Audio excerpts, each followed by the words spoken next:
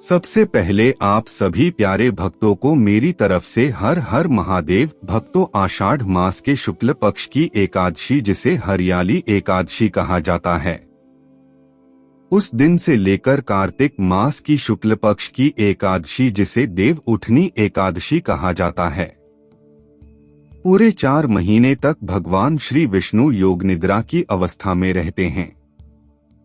इस बीच में भाद्रपद मास के शुक्ल पक्ष की एकादशी के दिन भगवान श्रीहरि विष्णु करवट बदलते हैं और इसलिए भाद्रपद मास की शुक्ल पक्ष की एकादशी को परिवर्तनीय एकादशी कहा जाता है। इस दिन भगवान श्री विष्णु के वामन अवतार की पूजा की जाती है और इस एकादशी को जलझूलनी एकादशी, पद्मा एकादशी के नाम से भी जानते हैं।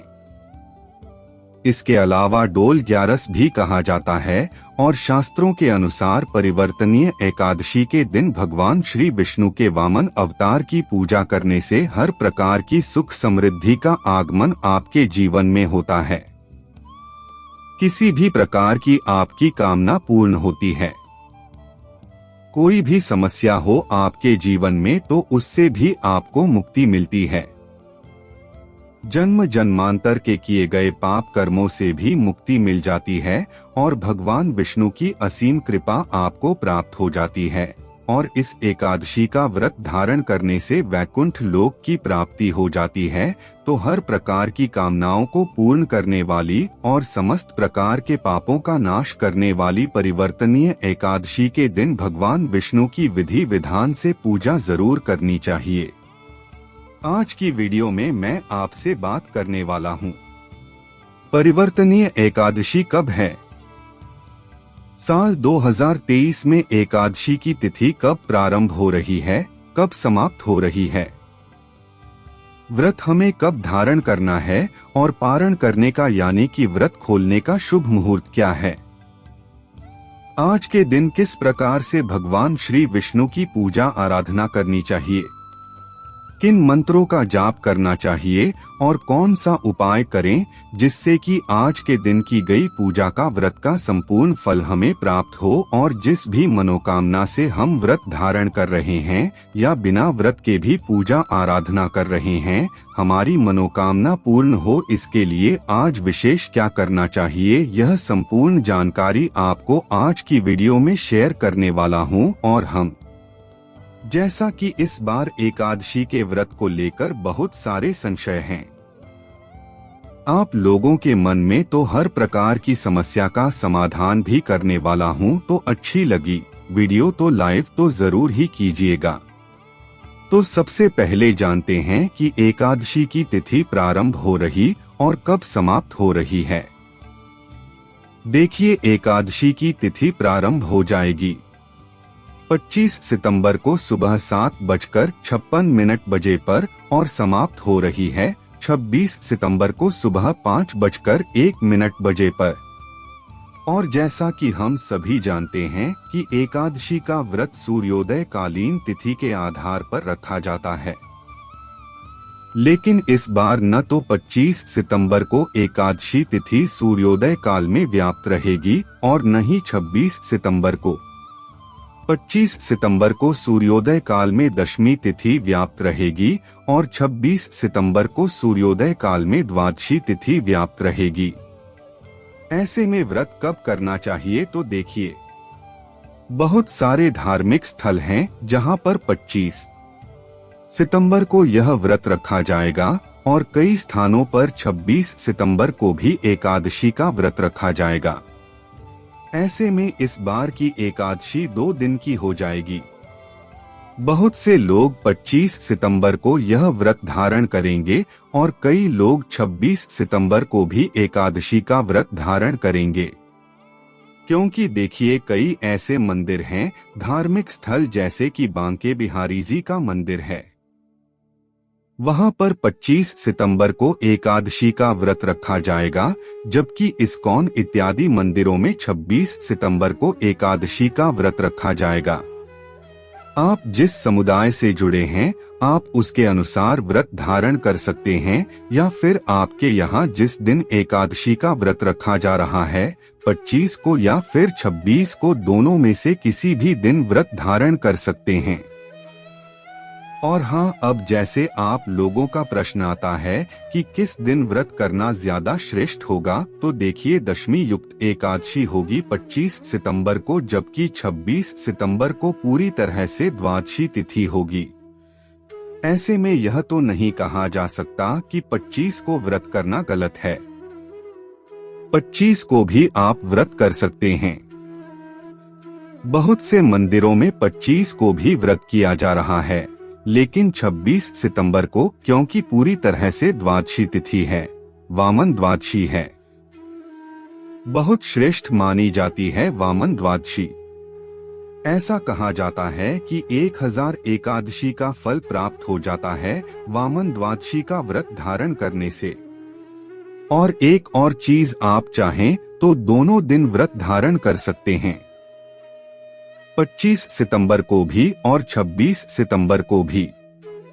ऐसा करने से आपको एकादशी और वामन द्वादशी दोनों ही दिन का फल प्राप्त हो जाएगा, तो 1000 एकादशियों का फल भी आपको प्राप्त हो जाएगा। और वामन द्वादशी अपने आप में बहुत श्रेष्ठ मानी गई है, तो आपकी अपनी इच्छा है।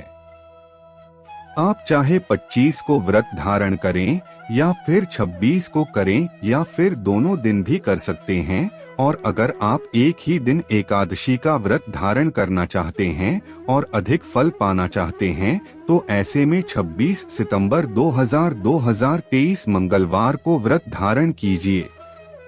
इससे आपको वामन द्वादशी करने का फल भी प्राप्त होगा और एकादशी का फल भी आपको प्राप्त होगा। तो 26 सितंबर को आप व्रत धारण कर सकते हैं। अगर आप एक ही दिन एकादशी का व्रत करना चाहते हैं तो। लेकिन अगर आपके यहाँ 25 सितंबर को एकादशी का व्रत किया जा रहा है, तब भी आपको बिल्कुल भी संशय नहीं रखना है, क्योंकि 25 सितंबर को भी व्रत धारण कर सकते हैं। आप कोई समस्या नहीं है। बहुत सारे शुभ संयोग उस दिन हमें प्राप्त हो रहे हैं। 25 सितंबर सुकर्मा योग रहेगा, जो कि 3:30 बजे से 26 सितंबर को सुबह 11:46 बजे तक रहेगा। और 25 सितंबर को रवि योग रहेगा, सुबह 6:11 बजे से सुबह 11:55 बजे तक।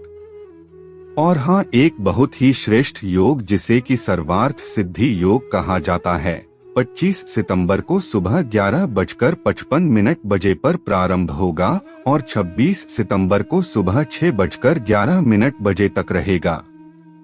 तो इस योग को अत्यंत श्रेष्ठ माना जाता है। ऐसा कहते हैं कि इस योग में कोई भी कार्य आप करते हैं तो उसमें सिद्धि आपको प्राप्त हो जाती है, सफलता मिलती है। और 25 सितंबर को राहुकाल का समय रहेगा, सुबह 7:41 बजे से सुबह 9:12 बजे तक।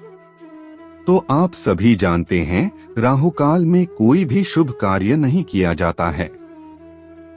एकादशी के दिन भगवान श्री विष्णु की पूजा आराधना की जाती है। प्रयास कीजिए कि आप सुबह राहुकाल से पहले कर लें या फिर राहुकाल समाप्त होने के बाद। सुबह 9:12 बजे से सुबह 10:42 बजे तक भगवान विष्णु की पूजा का शुभ मुहूर्त है, क्योंकि संकल्प लेकर हमें व्रत शुरू करना होता है। इसलिए सुबह शुभ मुहूर्त में ही अपना व्रत प्रारंभ करना चाहिए। और जैसे कि जो भक्त 25 सितंबर को व्रत धारण करेंगे, 24 सितंबर को दशमी तिथि के नियम का पालन करेंगे, और जो भक्त 26 सितंबर को यह व्रत धारण कर रहे हैं, उन्हें 25 सितंबर को दशमी तिथि के नियम का पालन करना है। और जो भक्त दोनों ही दिन व्रत धारण करते हैं, 25 और 26 सितंबर को, उन्हें फिर 24 सितंबर को अपने दशमी तिथि के नियम का पालन करना चाहिए। 25 सितंबर को आप व्रत का संकल्प लेंगे सुबह स्नान इत्यादि करने के बाद आप पूरे 48 घंटे के लिए मतलब पूरे 2 दिनों तक 25 और 26 सितंबर दोनों दिन एकादशी व्रत धारण करेंगे। भगवान श्री विष्णु की कृपा की प्राप्ति के लिए, उनकी प्रसन्नता के लिए 2 दिन का संकल्प लेकर आप व्रत प्रारंभ करेंगे। अगर आप दोनों दिन करते हैं तो मतलब जिस प्रकार से हम व्रत धारण करते हैं उसी प्रकार से व्रत का संकल्प भी लिया जाता है। 2 दिन व्रत करेंगे तो 2 दिन के हिसाब से संकल्प लेंगे। अगर आप एक ही दिन व्रत करते हैं तो 1 दिन के हिसाब से व्रत का संकल्प लीजिएगा और हम व्रत हमेशा संकल्प के साथ किए जाते हैं ताकि व्रत का संपूर्ण फल हमें प्राप्त हो। और बात करें पारण के शुभ मुहूर्त के बारे में, लेकिन उससे पहले जानते हैं कि द्वादशी तिथि का प्रारंभ हो रही है और कब समाप्त हो रही है। द्वादशी तिथि प्रारंभ हो जाएगी 26 सितंबर को सुबह 5:01 पर और समाप्त होगी 27 सितंबर को सुबह 1:45 बजे पर और हरिवासर की समाप्ति का समय रहेगा 26 सितंबर को सुबह 10:13 बजे पर हरिवासर की समाप्ति के बाद आप अपना व्रत खोल सकते हैं। जैसे कि दोपहर में शुभ मुहूर्त आपको प्राप्त हो रहा है। पारण का 1:24 बजे से दोपहर 3:17 तक।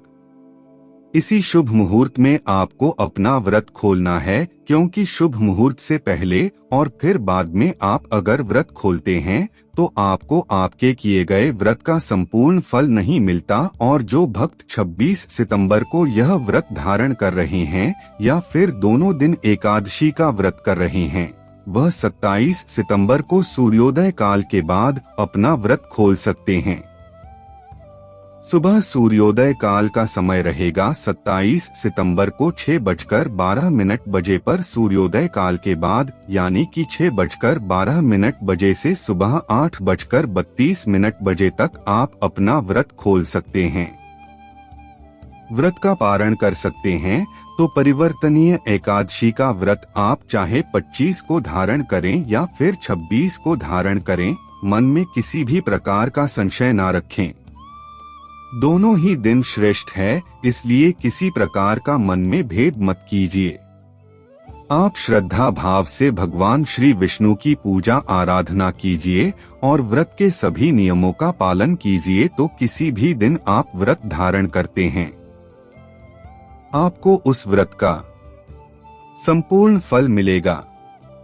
इस बार एकादशी की तिथि क्योंकि सूर्योदय काल में है ही नहीं, इसलिए 6 तिथि मानी जाएगी, तो या तो आप दशमी युक्त एकादशी का व्रत कर सकते हैं या फिर वामन द्वादशी का व्रत धारण कर सकते हैं।